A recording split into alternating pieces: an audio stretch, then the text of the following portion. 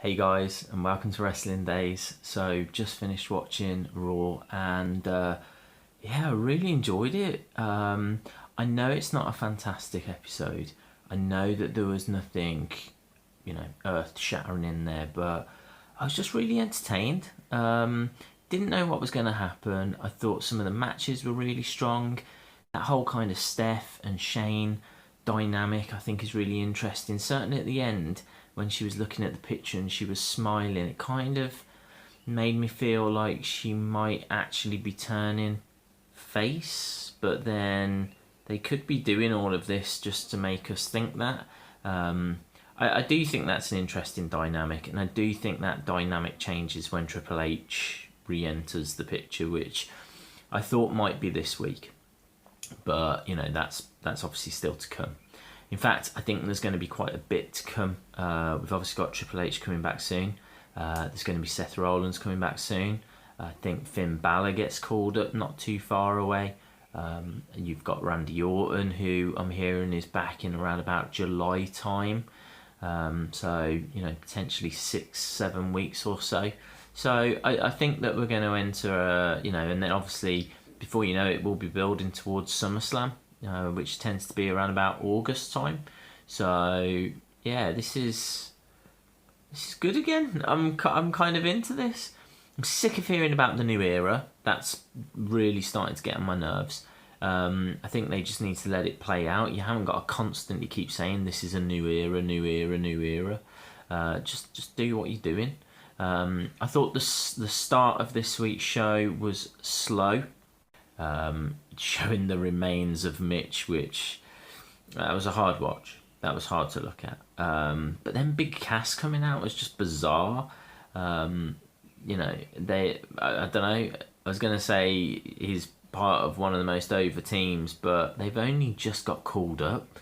I know that Vince is a big fan, and he's quite an imposing figure. So 7 foot tall and whatnot, but I don't know. It just didn't feel right to me. Didn't feel right. So he comes in. The match anyway gets made as the main event, I might add. Big Cass against Jericho.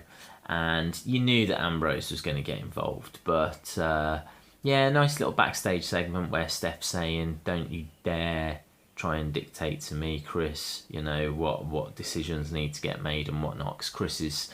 was trying to play Shane off against Steph, and this happened throughout the night, and it will happen next week as well, because I don't think anyone's buying into this, relationship at the moment.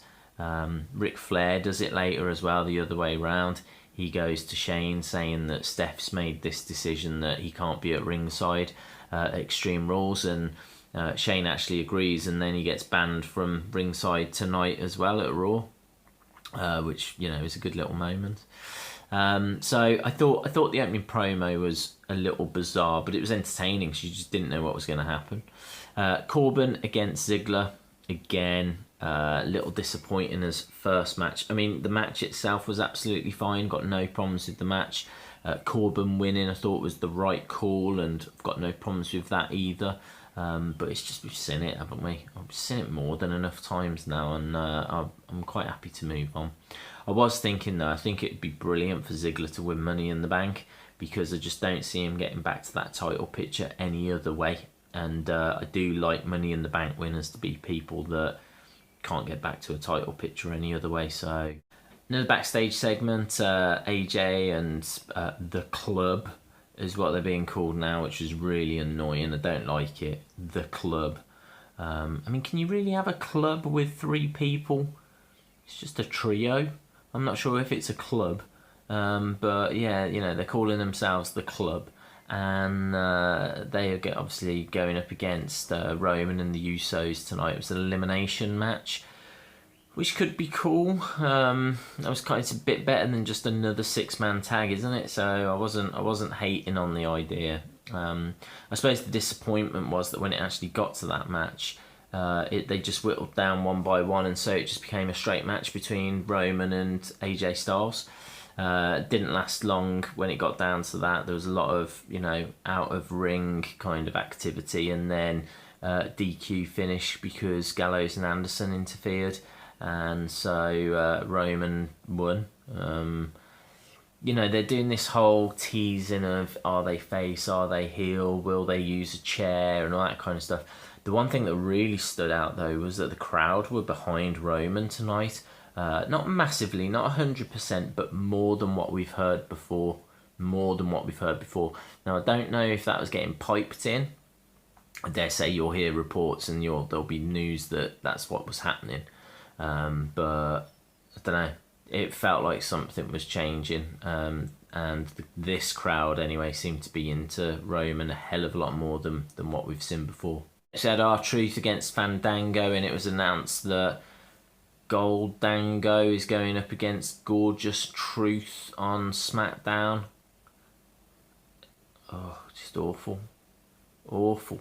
I mean, the match was fine. I mean, I don't recall, I think it was pretty short, I don't really recall too much from it, but yeah, I mean, is this really the direction that we want to be going in? It's not a feud that I'm excited about or particularly into, so yeah, I'm not sold on this. It's so disappointing to see Tyler Breeze in this kind of a feud. He just deserves so much better. Do you think a tag team, though, with Tyler Breeze and Fandango would be an alright starting point? So if that's what comes out of this, then maybe it won't be completely wasted. And we know that R-Truth and Goldust have been, Golden Truth has been teased for so long now that maybe that is where we're going. Maybe ultimately this will be Golden Truth against Gorgeous Dango. Oh. Next we had a women's match, and it was Charlotte against Paige. Absolutely brilliant match, really enjoyed it. Natalya was ringside. Didn't really like Natalia's commentary because she was just constantly putting down Charlotte, putting down Ric Flair, which, you know, is to be expected, but I didn't like it because she didn't add anything else other than doing that. And then Paige got the victory. It was one of those silly victories, you know, Ric Flair comes down and whatnot and interferes, and yeah, it's Paige was on Raw. Paige won. That's the story in this. But I'm loving this feud, this Charlotte-Natalya feud, and I'm really excited for Extreme Rules. I always get excited when I see like Charlotte, Natalya, you know, Paige, those kind of, you know, performers, because you just know you're going to get a solid segment.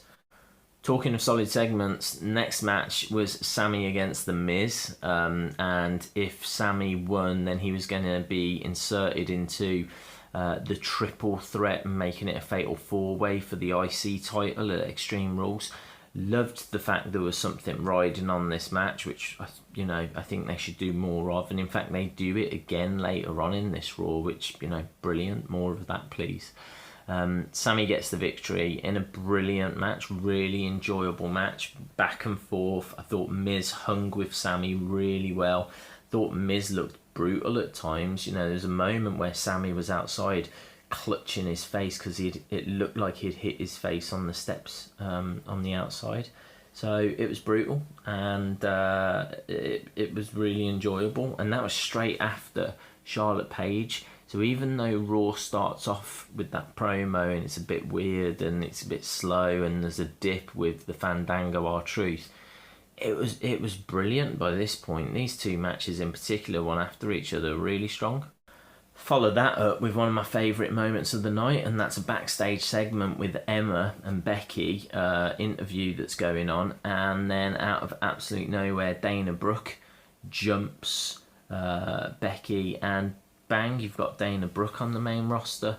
I was wondering what was happening with her because I knew she'd been injured at the hands of Asuka, I believe, down in NXT. Well, now she's on the main roster. She's going to be hanging out with Emma.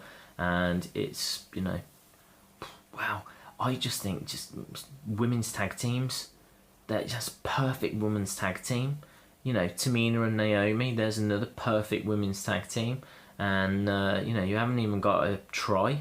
You know, they're just kind of forming themselves. I think they should, you know, really start considering women tag titles now. Next we had Kevin Owens against Zack Ryder. If Zack Ryder won, then he would get Kevin Owens' opportunity at the IC title. And KO wins. I don't really get this push. There was a few people on Twitter saying, what push? Well, I mean, how often has Zack Ryder been on Raw before WrestleMania this year? Not that much. He won the Intercontinental title at WrestleMania. He's now in a match where if he'd have won tonight, he would have been inserted in, the Intercontinental match at Extreme Rules. He's being pushed. If he wasn't, he'd just be down in NXT as a hype bro, not doing anything. You've got to remember this guy, just has not been on Raw. Just hasn't been on Raw for a couple of years. Just used on and off.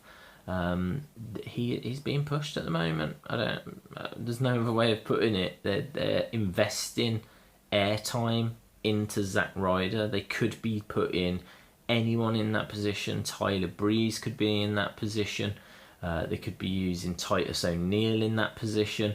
Mark Henry could be in that position, but they're going with Zack Ryder. There is something going on, and I don't get it. I don't understand what it is about now and why they're investing in him now. But something has changed. Something is going on. But KO wins anyway, so KO keeps his place, which is obviously the right call. But we'll have to see where it all leads from here. Following that was New Day going up against Dudley Boys. Which was, I was pretty zoned out, to tell the truth. Like, New Day did their normal kind of promo at the start, talking about bootios and whatnot. Match itself was fine. There's some nice spots in there. They did the Unicorn Stampede in the corner, and I thought Bubba was, really good. He was doing his vocal stuff, his trash talking, which was, really smart. And then out of nowhere, Vaudevillains came and jumped the New Day, and they're trying to build this match and trying to build them up as real threats. I don't think the build for this has been the greatest, because I think a lot of the build was that tag tournament, and now they really don't have much time to get the hatred built up between the New Day and the Vaudevillains. Things like tonight will help, but there needs to be more. There needs to be much more. I don't know, hopefully they use SmackDown and whatnot. And finally, it was main event time. So we had Jericho appear. He got jumped before the lights even came up. Ambrose got hold of his jacket, put his jacket on, was posing as Jericho, and then started destroying the jacket. We never got the big cast Jericho match. Instead, all we got was justice for Mitch.